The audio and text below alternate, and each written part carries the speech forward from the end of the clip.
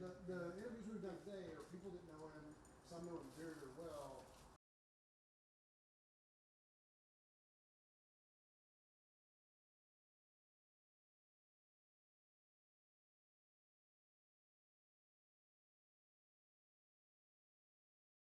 Thanksgiving lunch at my house that I live in now, which is the house Rosaylnn grew up. We were all sitting around the table, and he had been governor, and just very nonchalantly just said, oh, I have something I need to tell y'all. And, you know, everybody's like, okay. And I don't think anybody even stopped eating, you know. It was like, okay, you know. And he said, I'm running for president. And my dad said, president of what? And he said, the United States. And my dad said, oh, yeah, right. And we just all laughed and went on about eating. Then about a month later, the peanut brigade started, and as a 6th or 7th grader, I was on a bus headed to Jacksonville, Florida with my grandmother, which is Rosalynn's mom, and we were handing out flyers and pamphlets door to door, and I was asking people to vote for my uncle for President of the United States.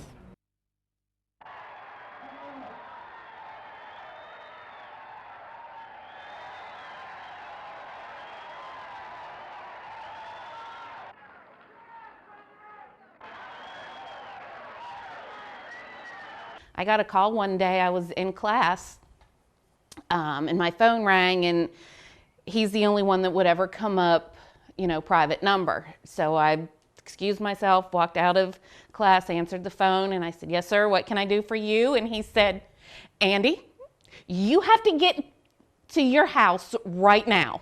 I said, why, what's going on? He said, they're not putting your roof on right. They're not listening to me, and it needs fixed or it's gonna leak. I said, okay, I am on my way.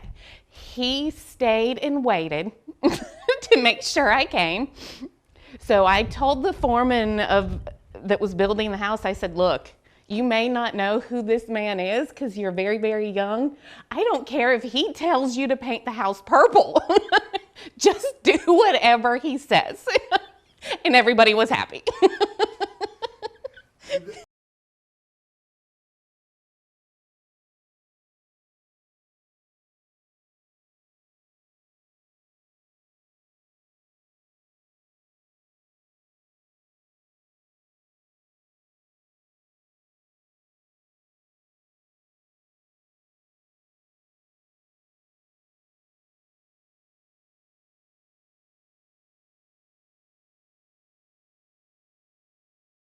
This is the Plains Trading Post in Plains, Georgia. We're the largest political retail dealer in the United States.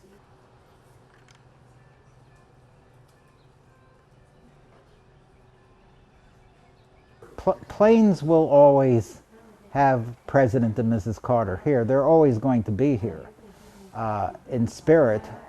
And I mean, in every little thing that goes on here, they'll be here, because we're all going to try and be a little kinder and step up our game and maybe do a little more for other people.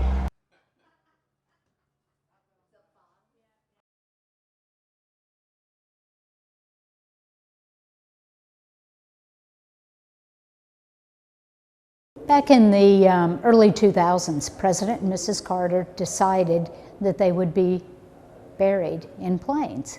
So they were even thinking about economic development of Plains and tourism, you know, in their death. So that will ensure that this town will always be a center point for tourism, because there's a lot of people that want to see presidential burial sites. So